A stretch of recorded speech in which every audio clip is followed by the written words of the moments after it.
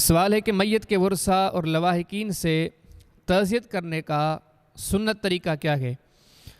اگر بھائی اس چیز کی معلومات نبی کریم علیہ الصلوۃ والسلام کی پاکیزہ ذات سے لی جائے، آپ کی سنت سے لی جائے، تو کتب احادیث کے مطالعے کے بعد معلوم ہوتا ہے کہ نبی کریم علیہ الصلوۃ والسلام تعزیت میں 4 کام کیا کرتے تھے۔ سب سے پہلی بات یہ تھی کہ تعزیت سے مقصد فوت شدگان کے لواحقین کے ساتھ ہمدردی تھی، ان کو تسلی دینا تھا۔ اور آپ کو بتاتا چلوں کہ لفظ تعزیت کی معنی ہی ہے تسلی دینا، اور نبی کریم صلی اللہ علیہ وسلم کی تعزیت میں اولین کام یہی تھا۔ جیسے سنن نسائی کے اندر آتا ہے، ایک صحابی کا بچہ وفات پا گیا تو نبی کریم صلی اللہ علیہ وسلم وہاں پہ آئے اور اسے کیسے تسلی دے رہے ہیں، آپ فرمانے لگے کہ صبر کرو، اللہ کی رضا پہ راضی رہو، انشاءاللہ یہ بچہ آپ کے جنت میں جانے کا سبب بنے گا، آپ کو جنت میں لے جانے کے لیے جنت کے دروازے پر آپ کا استقبال کرے گا۔ تسلی دیتے تھے نبی کریم صلی اللہ علیہ وسلم۔ دوسری چیز یہ ہوتی تھی کہ آپ صلی اللہ علیہ وسلم جہاں پہ جاتے تعزیت کے لیے تو مقصد یہ ہوتا کہ وہاں اگر کوئی غلطی کوئی کوتاہی، کیونکہ دکھ میں غم میں بعض اوقات انسان کے غلط فیصلے ہوتے ہیں، وہاں پہ نبی کریم صلی اللہ علیہ وسلم جا کے ان کی اصلاح فرماتے تھے۔ اب جیسے مسلم شریف کے اندر آتا ہے کہ نبی کریم صلی اللہ علیہ وسلم سیدنا ابو سلمہ کی وفات کے بعد ان کے گھر پہنچے تو آپ نے وہاں دیکھا کہ وہ گھر والے بد دعا کے کلمات کر رہے ہیں، جیسے بندہ دکھ میں کرتا ہے، وہ اپنے لیے بد دعا کر رہے تھے، جیسے ہمارے بیت اللہ ہمیں موت دے دے، اللہ ہمیں یہ کرے وہ کرے۔ تو نبی کریم علیہ السلام نے جیسے ہی دیکھا، آپ نے فرمایا لا تدعوا علی انفسکم، ابو سلمہ کے گھر والوں یہ کام نہ کرو، کیونکہ یہاں پہ اللہ کے فرشتے آپ کے کلمات کے ساتھ آمین ملاتے ہیں۔ آپ کو یہاں چاہیے کہ ان کے بجائے یہ کلمات کہیں اللہم اجرنی فی مصیبتی واخلف لی خیرا منہا۔ تو نبی کریم صلی اللہ علیہ وسلم کا دوسرا جو تعزیت کا کام ہوتا تھا، جب تعزیت جاتے تو آپ دوسرا یہ کام کرتے کہ آپ صلی اللہ علیہ وسلم وہاں پہ غلطی کوتاہی یا بے صبری کا کوئی کام ہوتا تو آپ اس کی اصلاح فرماتے۔ تیسری چیز یہ ہوتی تھی وہاں جا کے نبی کریم علیہ الصلوۃ والسلام فوت شدگان کے لیے بغیر ہاتھ اٹھائے دعائیں کرتے تھے۔ جیسے مسلم شریف کے اندر آتا ہے کہ نبی کریم علیہ الصلوۃ والسلام سے ابو سلمہ کی وفات پر پہنچے، وفات کے بعد ان کے گھر پہنچے تو آپ نے ان کے لیے دعا کی، اللہم اغفر لابی سلمہ وارفع درجتہ فی المہدیین وخلفہ فی عقبہ فی الغابرین ووسع لہ فی قبرہ ونور لہ فیہ۔ یہ مسند احمد کے اندر آتا ہے کہ سیدنا جعفر رضی اللہ عنہ کی شہادت کے بعد جب ان کے گھر پہنچے تو وہاں بھی دعائیہ کلمات تھے سیدنا جعفر کے لیے، ان کے اہل و عیال کے لیے۔ اگلی اور چوتھی چیز یہ ہوتی تھی نبی کریم صلی اللہ علیہ وسلم کی، جب آپ تعزیت پر جاتے تو آپ صلی اللہ علیہ وسلم وہاں جا کر یتامہ، مساکین یا لواحقین کے ساتھ معاونت کرنا، ان کے ساتھ محبت، شفقت اور ہمدردی کا اظہار کرنا۔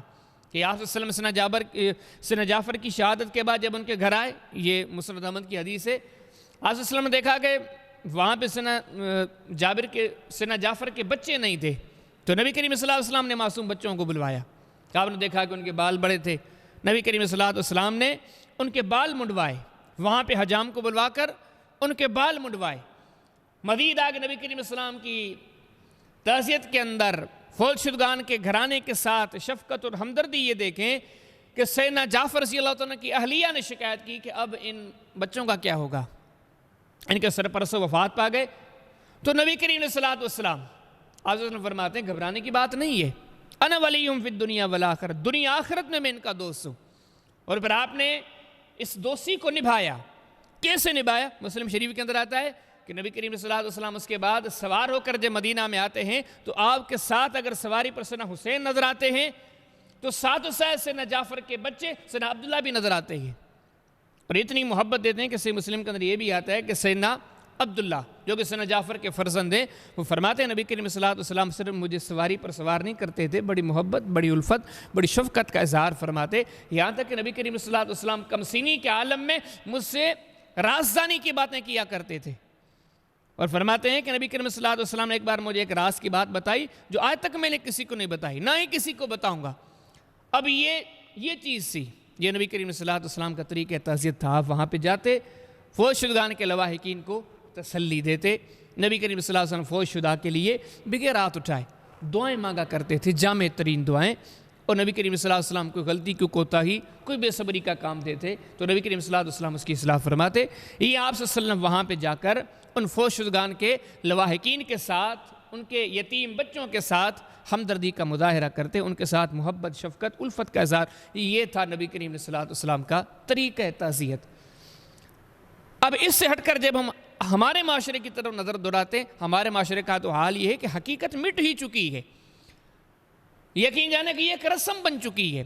سب سے پہلی یہاں پر برائی یہ ہے کہ اب یہ چیز کوئی نیکی نہیں رہی.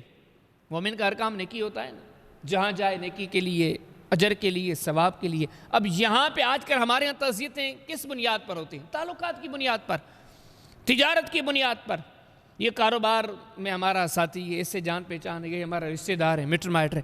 مجھے بتا ہمارے معاشرے میں کتنے لوگ ہیں جو اس کو اجر، نیکی اور ثواب سمجھ کر تعزیت کرتے ہیں؟ اللہ ماشاءاللہ کوئی نہیں.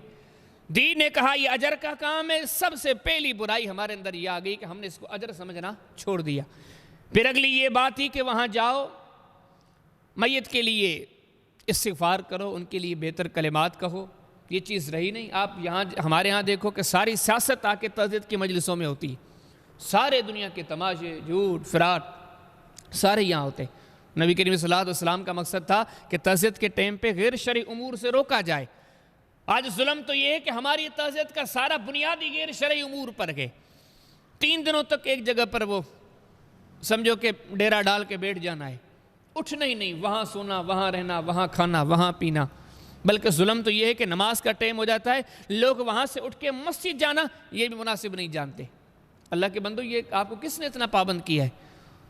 نبی کریم اسلام کا طریقہ یہ تھا کہ آپ اس تعزیت کے مجلس میں یا آپ جہاں تعزیت کرنے جاتے تو وہاں غیر شرعی امور سے روکتے. ہمارے ہاں سارے غیر شرعی امور یہی ہوتے ہیں. سب سے پہلی بات، آپ یہاں جاؤ تعزیت کرنے کے لیے، لوگ اٹھتے ہی نہیں ہیں. ایک ذہن بنا ہوا ہے کہ وہ پہلے بیٹھیں، بیٹھنے کے بعد پھر کل شریف پڑھیں، کل شریف پڑھنے کے بعد پھر دعا ہو. پھر دعا بھی رسمن، منٹوں والی نہیں، سینکڑوں والی دعا ہو. اس دعا میں وہ کل میت کو بخش دیے جائیں. پھر اس کے بعد ہمارے ہاں یہ رسم ہے کہ پھر اٹھیں گے، پھر گلے ملیں گے. اب یہ جتنی باتیں آپ نے سنی، ان میں سے ایک بات بھی نبی کریم علیہ السلام نے نہیں سکھلائی. آپ امت کے کسی مکتب فکر کے عالم سے پوچھو، کیا نبی کریم علیہ السلام نے یہ طریقہ دیا ہے کہ آپ جاؤ لیکن کسی سے ملاقات نہیں کرنی جب تک کہ بیٹھ کے کل نہ پڑھے جائیں؟ یہ کل پڑھنے کی کہاں سے قرآن و سنت سے کوئی تعلیم ملتی ہے؟ کب نبی کریم علیہ السلام نے کس کی مجلس میں تعزیت میں یہ کل پڑھے ہوں، یہ ذوالِ فاتحہ پڑھی ہو؟ پھر اس کے بعد یہ ہاتھ اٹھا کے دعا کے اندر پھر یہ ان کو بخشوانا. وہ یقین جانے کوئی چیز نہیں ملے گی. اللہ پاک ہمارے حالوں پہ رحم کرے. ہمارے ہاں تو یہ سارے غیر شرعی امور. کئی جگہوں پر تو ایسے ہوتا ہے بڑی ہنسی مذاقیں. دور نہیں جاتے، میں اپنے علاقے کی بات کرتا ہوں. ہمارے گٹھوں کے اندر میں نے کافی جگہوں پر دیکھا ہے تعزیت کی مجلسیں ہیں، وہاں پہ کسی کا بیٹا فوت ہوا ہے، کسی کا بھائی فوت ہوا ہے، کسی کی بہن فوت ہوئی ہے، کسی کا عزیز گیا ہے. لیکن وہاں پہ چند تماشائی لوگ آ جاتے ہیں. وہ تماشائی لوگ بیٹھ کے پھر بڑے مذاق، بڑے ہنسی مذاق کے واقعات، یہاں تک کہ آپ کو ایسے لگے گا جیسے کوئی جگت بازی ہو رہی، ہنس ہنس کے لوگ گر جاتے. یہ کیا؟ یہ تعزیت ہے. تو اللہ پاک ہمارے حالوں پہ رحم کرے. اس وقت ہمارے معاشرے کا حال یہ ہے جس طرح ہم نے باقی چیزوں کو بدل دیا ہے، ہمارے معاشرے میں جہاں پہ خالص اللہ ماشاءاللہ دین کا کوئی کام نہیں رہا، وہاں پہ یہ تعزیت بھی خالص نہیں رہی. جو نبی کریم علیہ السلام نے چیزیں بتلائی تھی وہ ساری نکل چکی ہے، مٹ چکی ہیں. صرف رسومات باقی بچی ہیں. ان رسومات کے اندر آپ جا کے جانچیں گے ایک ایک کام شریعت کے منافی اور مخالف ہے. تو اللہ پاک ہمیں سمجھ دے، سوچ دے. تو آئیے ان حقائق پر غور کریں، جتنا ممکن ہے، جتنا ہمارے بس میں ہے، اس معاشرے میں رہ کر ہم اپنا کردار ادا کریں. ہم اپنے مسلمان بھائیوں کو بتائیں کہ اللہ کے بندو، جس پیغمبر صلی اللہ علیہ وسلم نے تعزیت کرنے کا حکم دیا ہے، جس شریعت نے تعزیت کرنے کی تعلیم دی ہے، اس نے طریقہ بھی دیا ہے.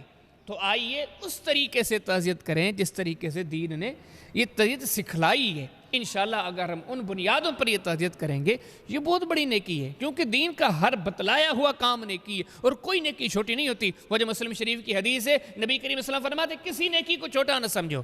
انشاءاللہ ہم دوسری نیکیاں کریں، اس نیکی کو بھی کریں اور ایسے کریں جیسے نبی کریم علیہ السلام نے سکھلایا ہے. تو انشاءاللہ کل قیامت کے دن ہماری ترازو میں انشاءاللہ یہ بڑی نیکی ہوگی، بڑا اجر ہوگا، بڑا ثواب ہوگا، انشاءاللہ اللہ راضی ہو جائے گا، انشاءاللہ رب تعالیٰ خوش ہو جائے گا، انشاءاللہ یہ نیکیاں دیکھ کر ہمارا مالک ہم سے اتنا راضی ہوگا کہ ہمیں اپنے محبوب مقبول بندوں میں شامل کرے گا۔ لیکن یہ سب باتیں تب ہوں گی جب یہ چیزیں محض رسم نہ ہوں، نبی کریم اسلام کے طریقے کے مطابق ہوں۔